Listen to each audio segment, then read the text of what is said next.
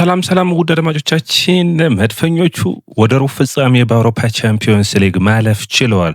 በራስ መተማመን የታየበት አስደናቂ የመጀመሪያ አጋማሽ አርሰናልን ባየር ሊቨርኩሰንን በሜዳው አስተማማኝ ብቃት 2-0 አሸንፏል። መድፈኞቹ እንግዲህ ከቆመ ኳስ ነው የሚያስቆጥሩት። አጫወታቸው አስቀያሚ ነው ለሚሉት ደግሞ በአውሮፓ መድረክ ላይ በሚገባ መልስን መስጠት ችለዋል። መልስም አስተያየትም የሰጡት ደግሞ በኤብሪቼዚ አስደናቂ ጎል ነው። የውድድር ዓመቱን አስደናቂ ጎል በሀፍ ቦሌ አይተናል። ምን አይነት አስደናቂ ክህሎት ነው! አርሰናሎች አስደናቂ ብቃት እዚህ ጋር መታየት የሚጠበቅበት የአርሰናል አመራር፣ የአርሰናል ባለቤቶች መደነቅ ይጠበቅባቸዋል። ብዙን ጊዜ ገንዘቦችን በዝውውሮች ላይ ማንም ቡድን ሊያፈስ ይችላል። ነገር ግን በትክክለኛ ተጫዋቾች ላይ የምታፈስ ከሆነ እንደዚህ እንደ አርሰናል ውጤታማ የሚያደርግ ይሆናል። አርሰናል በሁሉም ውድድር በጠንካራ ብቃት እየተፎካከረ ይገኛል። ያ ደግሞ በሳምንቱ መጨረሻ በእንግሊዝ ፕሪሚየር ሊግ ኤቨርተንን 2-0 ሲያሸንፉ ማንቸስተር ሲቲን በ9 ነጥብ መርተዋል። ዛሬ ደግሞ ባየር ሊቨርኩሰንም በሜዳቸው 2-0 ሲያሸንፉ ባስደናቂ ብቃት ምን አይነት ትንግርት ነው!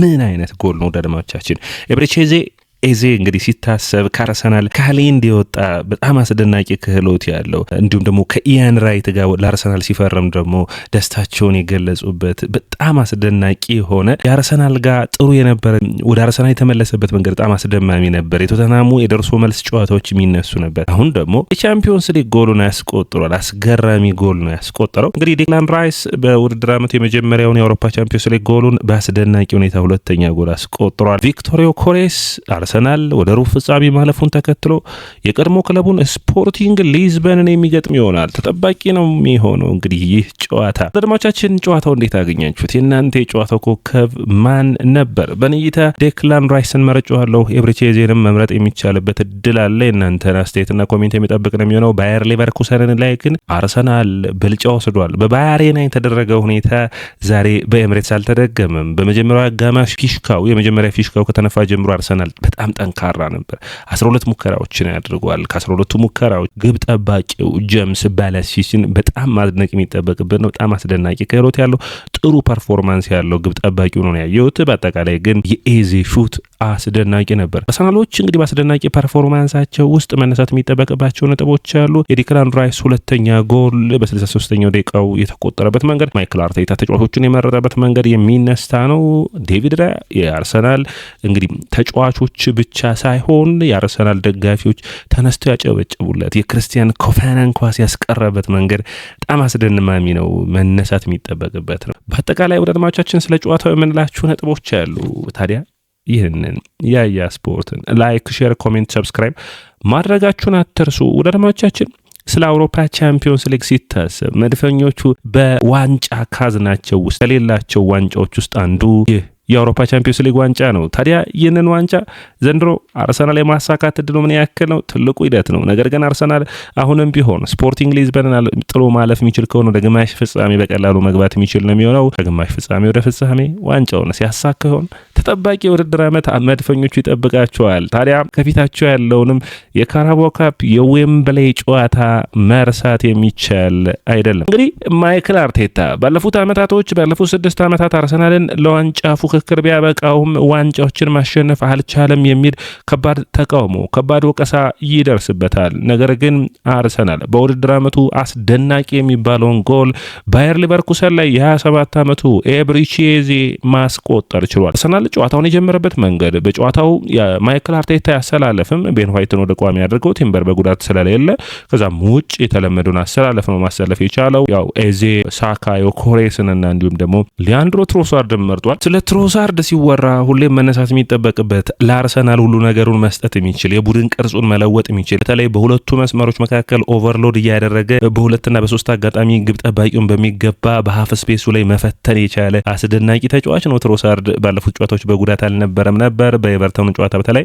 ታዲያ ይህ ተጫዋች በጨዋታው ላይ የፈጠረው ልዩነት የኤብሪቼዚውን አጋጣሚ ራሱ አሲስት እንዲያደርግ ያጋጠመው እሱ ነበር። ታዲያ በሚገባ ማቃበል ችሎ ነበር ኤብሪቼዚ። አላየውም ኳሱን። ከዛ በፊት የማዕዘን ኳስ ላይ በጣም ተጨርፎ መጥቶ ሹት አድርጎት በሚገባ ወደ በረኛው ወደ አቅጣጫው አልሄደም ነበርና ዲፍሌክትድ ሆኖ ተመለሰ። ከዛ ግን ድጋሚ ኳሱን እንዳይገኘው በሃፍ ቮሊ ነው በሚገባ ማስቀመጥ ነው የቻለው። ኤብሪቼዚ ዌምብሌይ ላይ ማንቸስተር ሲቲ ላይ ጎል ማስቆጠር የሚወድ ተጫዋች ነው። ደርመቻችን አምና የፓላስ የማሸነፊያ ጎል የኤብሪቼዚ እንደነበር ይታወቃል። ታዲያ አርሰናል ኤብሪቼዚን በሚፈልገው ሰዓት በሚፈልገው ወቅት ደርሷል ማለት ምንችል ይመስለኛል። ጎሉ ለማስቆጠር ለአርሰናል ዋንጫዎችን ለማሸነፍ እንግዲህ የሚጠበቅ ነው የሚሆነው። ጉዳት አጋጥሞት ወጥቷል። ምን ያክል የጉዳቱ አስቸጋሪ ነው በሚቀጥሉት ጊዜያቶች ይታያል። ነገር ግን አርሰናል ሊያንድሮ ትሮሳርድን ሲያገኝ በተለይ ከኋላ በሚመሰረትበት ጊዜ የመውጫ መንገድ የሚሆነው ሳጥን ውስጥ ተጨማሪ እድሎችን ለመፍጠር ማገዝ የሚችለው በሁለቱ መስመሮች ኦቨርሎድ ማድረግ የሚችለው ከኤብሪቼዚ ጋር ደግሞ የ10 ቁጥር ሚናውን ማይክል አርቴታ በጨዋታው መካከል አንዳንዴ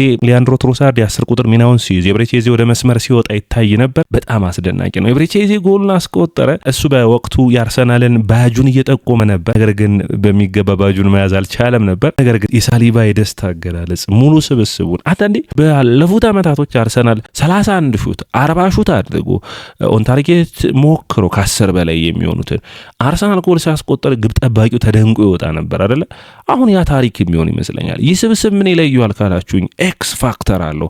አታቆሙም። በቃ በሆነ ነገር ያስቆጥርባል። ዛሬ ያየነው የኤብሪቼዚ ጎል እንደዚህ አይነት ጎል ነው። ሞከረ ትሮሳርድ፣ ሳካ ሞከረ፣ ዮኮሬስ ሞከረ። በመጨረሻ ግን ኤብሪቼዚ ከምንም የሚያስቀረው ግብ ጠባቂው ምን ማድረግ ይችላል?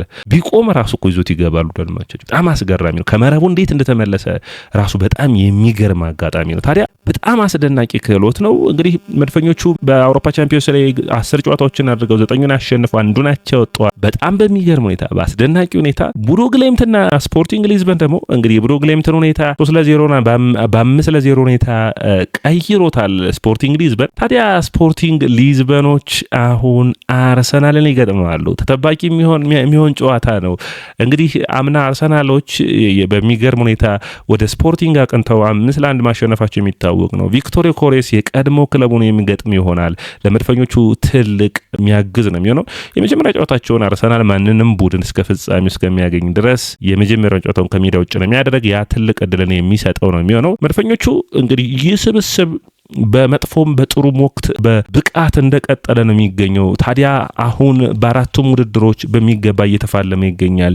በአውሮፓ ቻምፒዮንስ ሊግ ሩብ ፍጻሜ ደርሷል። በካራባኦ ካፕ ፍጻሜ፣ በእንግሊዝ ፕሪሚየር ሊግ በ9 ነጥብ ልዩነት፣ በኤፍኤ ካፕ ደግሞ ሩብ ፍጻሜ የደረሰ ስብስብ ነው። ዮኬሬስ እንግዲህ 97 ጎሎችን በ102 ጨዋታዎች ወዳደረገበት በክረምቱ የዝውውር መስኮት አርሰናልን በቀጥታ ክፍያ 54.8 ሚሊዮን ፓውንድ እየታየ የሚጨመር 8.6 ሚሊዮን ፓውንድ በአጠቃላይ 63.4 ሚሊዮን ፓውንድ መድፈኞቹ አወጡበታል። የተጠበቀውን ያክል ባይሆንም አሁንም ግን ጎሎችን ጫናዎችን ማድረጉን በጨዋታዎች ውስጥ እንደቀጠለ ይገኛል። ቪክቶር ዮኬሬስ የማይነካው የመድፈኞቹ የማጥቃት መስመር ተጫዋች ነው። ዛሬ በተለይ ስፔሶችን የሚፈልግበት መንገድ በጣም የተለየ ነበር። አርሰናል በጨዋታዎች ውስጥ እድሎችን ለመፍጠር በተለይ ባየር ሊቨርኩሰን በአውሮፓ መድረክ ላይ ምርጥ ከሚባሉ ተከላካዮች ኤንድሪክ ታፒሶባና ጀራርድ ኳንሳን የያዘ ነው። በጣም ጥሩ ግሪማልዶና በሁለቱ መስመሮች ውስጥ ፖኩ በጣም አስገራሚ አይነት ተጫዋቾች ናቸው። ታዲያ አርሰናል ግን በሚገባ ብልጫ ወስደዋል። በጣም ብዙዎቹ አርሰናል የቆመ ኳስ ብቻ ነው የሚያስቆጥር የሚል አስተያየቶች ይታያል። የባየር ሊቨርኩሰን የትዊተር አካውንት ራሱ በተለያየ አይነት ሁኔታ አርሰናልን የቆመ ኳስ ሁኔታ ሲያጥላላ ይታይ ነበር። ቡካዮ ሳካ ለገብርኤል እንዲሁም በጨዋታ ውስጥ 2 እድሎች ፈጥሮ ነበር፣ አልተሳካም። ነገር ግን አርሰናል ከቆመ ኳስ ብቻ ሳይሆን ከነጻ ጨዋታም ጎል ማስቆጠር እንደሚችል ለተቃራኒ ቡድን ያሳዩበት ነበር። በጣም ጥሩ ብቃት፣ በጣም ጥሩ ውጤት፣ በጣም ጥሩ ፐርፎርማንስ የታየበት መሆኑ በጨዋታው በጣም በጥሩ ሁኔታ መነሳት የሚጠበቅበት ነጥብ ይመስለኛል። አርሰናል ስለ ጨዋታው ሲታሰብ በተለይ ቤን ዋይት ከረጅም ጊዜ ጉዳት በኋላ ገብቶ ያሳየው ድንቅ ብቃት ከቡካዮ ሳካ ጋር ያሳዩት የፈጠሩት ድሎች አሁንም በቤን ዋይት አርሰናል እምነት እንዲጥል የሚያደርገው ነው። ማይክል አርቴታ ከጨዋታው መጠናቀቅ በኋላ ይህ ስብስብ ገራሚ ነገሮችን አሳይቶናል። በተለይ በቴክኒኩ ረገድ። ከዛ ውጭ ደግሞ ስለ ኤብሪቼዚም ተናግሯል። ሲወራ ከኳስ ጋር ያለው ንክኪ በጣም የሚገርም ነው፣ እኛም ያስፈረም ነው፣ ይህንን እዚህ ሜዳ ላይ እንዲያደርግልን ነው የሚል አስተያየቱን ሰጥቷል። ከዛ አንድ ሶፍ አርሰናል በሚባል የትዊተር ፔጅ የሚታወቀው ደግሞ ዴቪድ ራያ፣ ሂንካፔ፣ ዮኬሬስ እና ዙቢሜንዲ እንዲሁም ቤን ዋይት ያልተወራላቸው ጀግኖች ናቸው ብሏል። ዴቪድ ራያ ደግሞ በሚመለከት በጣም ቴሪ ዳንኤል ሄንሪ የውድድር ዓመቱ ምርጥ ተጫዋቾች ተብለው ከመመረጥ ካለባቸው ተጫዋቾች ውስጥ አንዱ ዴቪድ ራያ ነው የሚል አስተያየቱን ሰጥቷል። ፒየሮ ሂንካፔ ተጫዋቹ ጥራት፣ የመከላከል ፐርፎርማንሱ በጣም አስደናቂ ተጫዋች ነው። ዳልማዎቻችን ዮከሬስ የተቃራኒ ቡድንን ተከላካዮች በሚገባ ማመስ የሚችል ተጫዋች መሆኑን በጨዋታዎች ውስጥ ያሳየ አስደናቂ ተጫዋች ነው። ዙብሜንዲ ዛሬም ተቀይሮ ወጥቷል። ማይክል አርቴታ በተለይ ሁለተኛው ጎል ከተቆጠረ በኋላ ነው ለማንቸስተር ሲቲ ጨዋታ ማሳረፍ የፈለገ ይመስላል። ፓሱን የሚይዝበት መንገድ፣ የሚጫወትበት መንገድ በጣም ከጊዜ ወደ ጊዜ የዙብሜንዲና የዲክላን ራይስ ጥምረት በጣም አስደናቂ ክህሎታቸውን እያሳዩን ይገኛል። ይህ ስብስብ አርሰናልን ለዋንጫ አያደርሰውም ወይ? ትልቁ ድል ትልቁ ጣፈንታ ከዛ ላይ የሚወሰን ይሆናል። ኤብሪቼዜ እንግዲህ ዛሬ የመድፈኞቹ መሲህ እና ዳኝ ሆኖ መጥቷል። በጣም አስደናቂ ክህሎት ነበረው። አርቴታ በጣም በደስታ ሲጨፍር ይታያል። ይህ ስብስብ የሆነ ነገርን ዘንድሮ የሚያሳየን ይመስላል። አርሰናል የትኞቹን ዋንጫ አሸንፎ ይጨርሳል? ትልቁ የውድድር ዓመቱ ወሳኝ ምዕራፍ ነው የሚሆነው። ነገር ግን በውድድር ዓመቱ ላይ በዛሬው ጨዋታ እንኳን ማድነቅ የሚጠበቅብን የአንድሬ በርታን ዝውውሮች ነው። ዳለማቻችን ማርቲን ዙብሜንዲ፣ ኤብሪቼዜ እንዲሁም ደግሞ ፒየሮ ሂንካፔን አለማድነቅ አይቻልም። ክርስቲያን ሞስኬራ፣ ክርስቲያን ኖርጋርድ ተቀይረው ገብተው እንኳን ጫናዎችን የፈጠሩት በጣም አስደናቂ ነበር። ስካሊን በ10 ቁጥር ቦታ ለመጠቀም ማይክል አርቴታ ሲሞክር ይታያል። አንዱ ሙከራው የስካሊ አማካኝ መስመር ሚና በሚቀጥሉ ጨዋታዎች ውስጥ በአርሰናል በኩል ሊታይ ከሚችሉ ተጫዋቾች ውስጥ አንዱ ነው የሚሆነው።